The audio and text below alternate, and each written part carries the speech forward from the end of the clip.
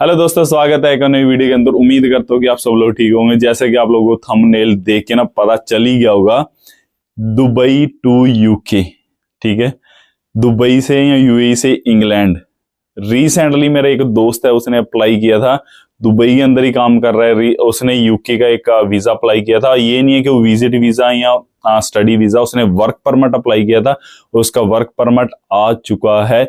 With in उसकी जो appointment थी वो 29 की, जो वीएफएस की, आप लोगों को पता है वीएफएस में उसकी अपॉइंटमेंट होती है, जो फिंगर वगैरह होते हैं, वो उसकी 29 अक्टूबर की उसकी अपॉइंटमेंट थी। और उसका जो वीजा है, वो जो उसका पासपोर्ट डिस्पैच है, वो उधर से 5 तारीख को हो गया था। ये उसका पासपोर्ट अभी मेरे हाथ में है, अभी हमने ओपन भी नहीं किया है, कुछ भी नहीं किया है। जैसे ही उसको ये आज उसका पार्सल रिसीव हुआ, पासपोर्ट रिसीव हुआ, और ये मैंने अभी तक ओपन भी नहीं किया, ना उसने ओपन किया। आते ही उसने मेरे को दिखाया कि भाई देखो मेरा वीजा लग के आ चुका है, और उसको ईमेल पे नोटिफिकेशन भी आ चुकी है।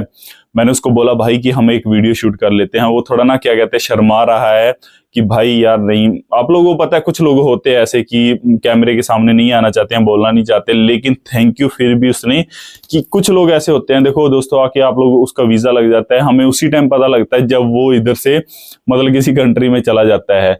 लेकिन एटलीस्ट उसका आज पासपोर्ट आया और उसने आते ही मेरे को दे दिया। और मैं ये जो चीज है ना अपने साथ में रखी हुई है, और मैं वीडियो शूट करने के लिए लेके आया। मैं भाई मेरे को दे दो, अगर आप पॉसिबल है। बोला क्यों नहीं भाई, आप ले जाओ। और बोला ओपन वगैरह नहीं करना, क्योंकि और मैंने भी उसको बोला चलो मैं ओपन नहीं करूंगा। ये देखो अभी इसकी सील वगैरह लगी हुई है। और वो दुबई के अंदर एज ए सिक्योरिटी गार्ड में काम कर रहा था। दुबई की कंपनी है, ये आप देख सकते हैं, इधर ट्रांस गार्ड है, ठीक है, लिखा हुआ है।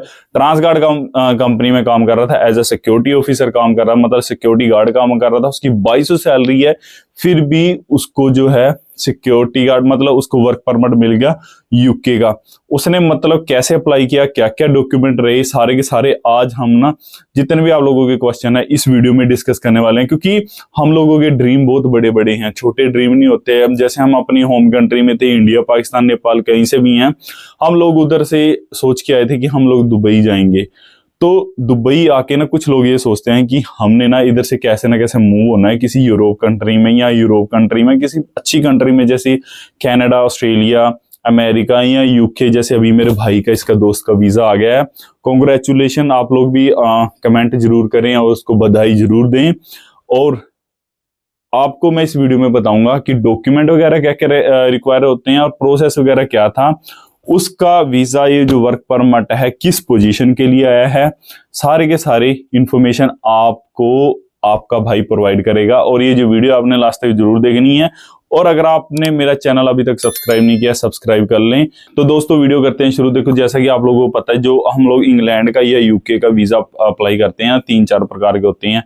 एक होता है टूरिस्ट वीजा, स्टडी वीजा होता है, एक वर्क परमिट होता है, एक इन्वेस्टमेंट होता है या इन्वेस्टर वीजा बोल देते हैं इसको, या किसी बिजनेस पर्पज से। मतलब 4-5 प्रकार के जो वीजे होते हैं। तो अभी भाई ने अप्लाई किया है वर्क परमिट, ठीक है।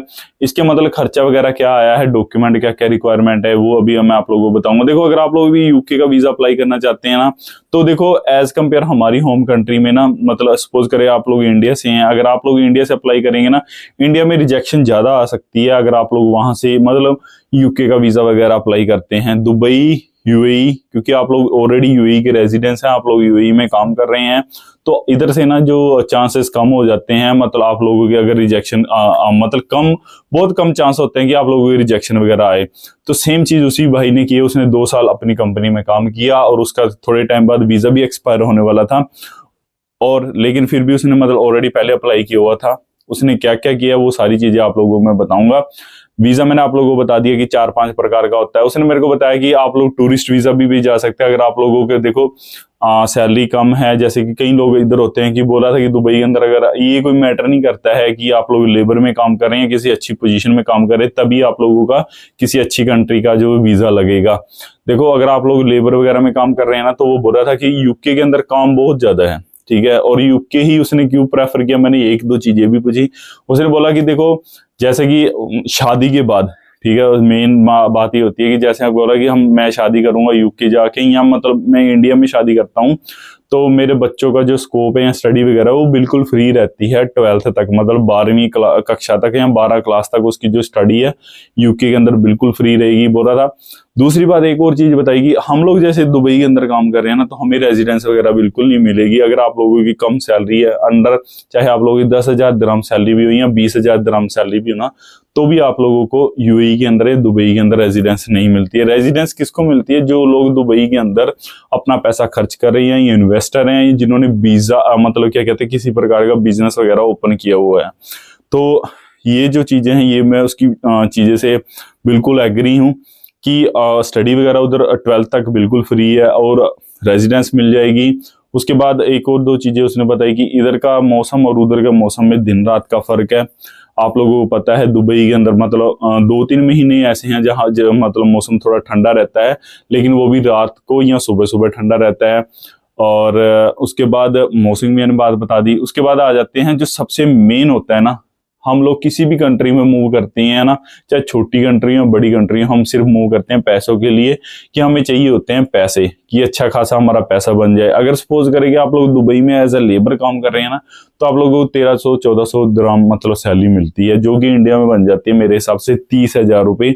अगर आप लोग सेम वही काम, सेम लेबर का काम आप लोग यूके वगैरह में करते हैं ना, तो आप लोग जो ईच डे का होता है ना, मतलब एक दिन का, मतलब उधर हर दिन का हिसाब देते हैं, मतलब एक दिन के आप लोगों को 110 पाउंड के आसपास मिलते हैं, जो कि अगर इंडिया में कन्वर्ट करूं तो अगर पाउंड का रेट अभी 100 रुपये भी चल रहा है ना, तो ऑलमोस्ट 10,000 रुपये के आसपास, मतलब महीने का आप लोग 3 लाख के आसपास कमा सकते हैं। अगर आप लोग 30 दिन भी काम नहीं करते हैं, 26 दिन काम करते हैं, 2.5 लाख आप लोग ये कमा सकते हैं। 2.5 लाख में से आप ये लगा लो कि 1,20,000 रुपये आपका खर्चा हो गया, जितने भी एक्सपेंस वगैरह है, रूम रेंट, ग्रोसरी वगैरह, मतलब आधा हम खर्चा लगा देते हैं, लेकिन इतना खर्चा नहीं होता। मेरे हिसाब से 200-300 पाउंड के आसपास खर्चा होता है, मेरे को पता है। और आप ये हिसाब लगा लो, मतलब फिर भी आप लोग 1,20,000 रुपये बचा रहे हैं, और वही आप लोग अगर दुबई में काम कर रहे हैं तो आप लोगों का 30,000 रुपये मतलब सैलरी बच जाता है, अगर आप लोग एज ए लेबर में काम कर रहे हैं। मतलब कुछ चीजें के ये एडवांटेज है अगर आप लोग किसी बड़ी कंट्री में या यूके वगैरह में मूव करते हैं। कम टू पॉइंट आते हैं, अगर आप लोग भी यूके का वीजा अप्लाई करना चाहते हैं तो आप लोगों के पास डॉक्यूमेंट वगैरह क्या क्या होने चाहिए, मैंने सारी की सारी इंफॉर्मेशन मोबाइल में लिख के रखी हुई है, क्योंकि बाद में मेरे को ये ना दिक्कत हो जाए मतलब कुछ, हाँ मैं आप लोगों को एक चीज बता देता हूँ, क्योंकि कुछ परेशानी हो जाती है बाद में। कुछ लोग लास्ट टाइम मैंने एक वीडियो बनाई थी यूएई वीजा से रिलेटेड, तो काफी लोगों ने मेरे को पर्सनल डीएम किए थे। हालांकि मैंने उस वीडियो में ना अच्छे से क्या कहते हैं इंफॉर्मेशन, मतलब अच्छे से मैंने बताया था, डिस्क्राइब किया था कि आप लोगों के पास डॉक्यूमेंट क्या क्या होने चाहिए, लेकिन फिर भी कुछ लोगों के समझ में नहीं आती है। कुछ भाई ऐसे होते हैं जिनको, क्योंकि कुछ लोग ऐसे होते हैं जो पाकिस्तान से होते हैं, नेपाल से होते हैं, किसी और कंट्री से भी होते हैं, कुछ लोगों को हिंदी समझ में नहीं आती है, तो फिर भी वो मेरे को डीएम कर देते हैं। तो भाई मैं अभी आप लोगों को, अगर आप लोग भी यूके का वीजा अप्लाई करना चाहते हैं ना, तो आप लोगों के पास डॉक्यूमेंट वगैरह क्या क्या रिक्वायरमेंट होने चाहिए वो मैं आप लोगों को पहले वो बता देता हूँ। देखो, सबसे पहले होना चाहिए आप लोगों का पासपोर्ट, ठीक है। अगर आप लोगों ने टूरिस्ट वीजा अप्लाई करना है, आप लोगों को वैलिड पासपोर्ट होना चाहिए। उसने बोला था या तो आप अपना जो फ्रेशर पासपोर्ट है नया पासपोर्ट बना लें, या आप लोगों के पासपोर्ट की वैलिडिटी है ना एटलीस्ट 3 या 4 साल होनी चाहिए, बोल रहा था। जो क्योंकि डॉक्यूमेंट मेरे भाई ने बताई है, जिस बंदे का ये वीजा है ना यूके का, उसी बंदे की मैं बात कर रहा हूँ, उस बंदे ने मेरे को डॉक्यूमेंट बताए हैं। उसने एक ये बताया था कि आप लोगों जो पासपोर्ट की वैलिडिटी एटलीस्ट 2 साल तो होनी चाहिए कंपलसरी, क्योंकि रिजेक्शन का मेन कारण ये होता है कि आप लोगों को जो पासपोर्ट है वो एक्सपायर होने वाला होता है। उसके बाद आ जाता है आप लोगों को जो बोला था, आप लोग या तो वीजा आप लोगों का नया हो, या आप लोगों को जो वीजा की वैलिडिटी एटलीस्ट 6 महीने होनी चाहिए। मतलब कि अगर आप लोगों को वीजा एक्सपायर वगैरह हो रहा है या इमिरेट्स आईडी एक्सपायर हो रही है, तो भी आप लोग ये वीजा अप्लाई ना करें। 6 महीने का बैंक स्टेटमेंट होता है, सैलरी सर्टिफिकेट होता है आप लोगों का, मतलब चाहे किसी भी कंपनी में, किसी चाहे छोटी से छोटी आप लोग मतलब छोटी से छोटी कंपनी, छोटी से छोटी पोजीशन में काम कर रहे हैं, आप लोग अपना जो सैलरी सर्टिफिकेट है ये डॉक्यूमेंट भी दें। उसके बाद आ जाता है ट्रैवल प्लान। आप लोगों का ट्रैवल प्लान क्या रहता है, आप लोगों ने रुकना कहाँ पे है, ये चीजें बहुत मैटर करती हैं। उसके बाद रिटर्न टिकट मस्ट होता है, बोल रहा था 6 महीने का इसमें टूरिस्ट वीजा अगर आप लोग अप्लाई करते हैं 6 महीने का टूरिस्ट वीजा मिलेगा, लेकिन आप लोग विद इन 1 मंथ का जो है रिटर्न टिकट उसमें दिखा सकते हैं। उसके बाद आ जाता है आप लोगों का मतलब कि अगर आप लोग किसी कंपनी में काम कर रहे हैं, कंपनी की एनओसी वगैरह जरूरी है, मस्ट है कि आप लोगों ने ये एनओसी वगैरह जरूर दिखानी है। भाई अभी मैं बात कर रहा हूं कि भाई किस काम में जा रहा है, क्योंकि ये मैंने बात बताई है टूरिस्ट वीजा की, ठीक है। और जो टूरिस्ट वीजा की जो कॉस्ट वगैरह होती है ना, एम्बेसी कॉस्ट होती है अराउंड 800 दिरहम के आसपास कॉस्ट होती है। और अगर आप लोगों का दूसरा मतलब फॉर्म वगैरह सबमिशन करते हैं ये वो करके ना, ऑलमोस्ट आप लोगों का जो 2500 दिरहम के आसपास खर्चा आ जाता है। मैं आप लोगों को यही सजेस्ट करूंगा, अगर आप लोग यूके प्लान कर रहे हैं टूरिस्ट वगैरह जाने का, 2500 दिरहम तो मेरे हिसाब से आप लोग कोई भी लेबर वाला आदमी है वो भी अरेंजमेंट कर सकता है इतने पैसे तो। उसके बाद मैं बात करता हूँ भाई किस काम में जा रहा है। भाई है जो इसने दुबई के अंदर ना एज अ मतलब केयर टेकर का एक कोर्स किया था, 6 महीने का होता है वो कोर्स। उसने वो कोर्स किया था और उसके साथ प्लस इसने निबोश भी का कोर्स किया था, क्योंकि ये चाह रहा था कि यूएई के अंदर दुबई के अंदर सेटल होना, अच्छी सैलरी। अगर आप लोगों को पता है जो सेफ्टी ऑफिसर वगैरह का काम करते हैं ना, तो उन लोगों को निबोश वगैरह करना पड़ता है। तो भाई ने निबोश भी किया हुआ था और केयर टेकर का कोर्स भी किया हुआ था। उसके बाद इसने क्या किया, ऑनलाइन सर्च किया, काफी कंपनियों के मतलब ईमेल वगैरह भी किए। उसने मेरे को पूरा ना ईमेल का एक वो दिखाया कि मैंने देखो कम से कम ज्यादा नहीं तो 300-400 उसने ईमेल कंपनी को भेजे हुए थे, और कुछ कंपनी उनको उसको रिस्पॉन्स भी आए थे, कुछ कंपनी उससे चार्जेस भी मांग रहे थे, और वो जो चार्जेस है वो पे करने को रेडी था। लेकिन उसको उस चीज पे बिलीव नहीं था कहीं ये कंपनी फ्रॉड वगैरह ना हो या मेरे से पैसा लेके चली जाए। मतलब ऐसा सिस्टम भी होता है, हर कंट्री का एक अपना चीज होती है कि कुछ आप लोगों को पता है कोई कंपनी फ्रॉडबाजी कर जाती है, पैसा ले लेती है, झूठे वादे कर जाते हैं, लेकिन उसको वीजा वगैरह नहीं मिल सकता इस करके। फिर उसने क्या किया, 3-4 कंपनी थी जिसको उसको ईमेल रिस्पॉन्स आया, जिन्होंने पैसे वगैरह भी। फिर उसने क्या किया, उसके एक दोस्त है यूके के अंदर, उसने वहां से पूछा कि ये कंपनी वैलिड है, अच्छी है, जेन्युइन है या क्या नहीं। उसने फिर उसके दोस्त है उसने उसको पूरी डिटेल बताई कि 3-4 कंपनी वैलिड है यूके के अंदर, ये कंपनी अच्छी है, अगर तुम इसमें अप्लाई कर सकता है तो अप्लाई कर लो। उसने फिर अपने जो डॉक्यूमेंट वगैरह है सारे के सारे डॉक्यूमेंट भेजे, और कंपनी वालों ने क्या किया, उधर से उसका जो प्रोसेस वीजा का जो प्रोसेस होता है वो शुरू कर दिया। स्टार्टिंग में उसने क्या किया था, स्टार्टिंग में 4000 दिरहम उसकी जो कॉस्ट थी वो पे की है। उसके बाद जैसा उसका मतलब उन्होंने ऑफर लेटर वगैरह दिया, ऑफर लेटर आने के बाद 3000 दिरहम के आसपास उसने पे किया है, मतलब कि ये टोटल हो गया 7000 दिरहम।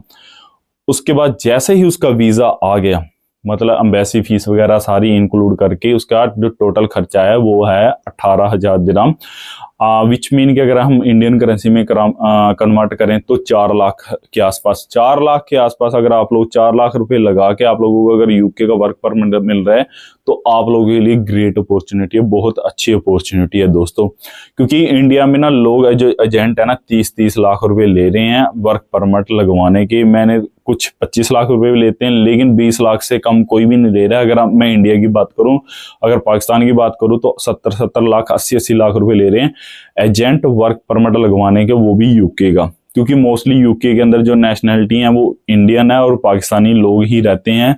तो दोस्तों अगर आप लोग भी दुबई से वीजा अप्लाई करना चाहते हैं, ठीक है, अगर आप लोगों के पास कोई डॉक्यूमेंट वगैरह या किसी चीज की कोई समझ में नहीं आती है, भाई आप मेरे को इंस्टाग्राम पे भी डीएम कर सकते हैं, और मेरे को आप लोग कमेंट भी कर सकते हैं, और जितना भी हो सकता है मैं आप लोगों की हेल्प जरूर करूंगा।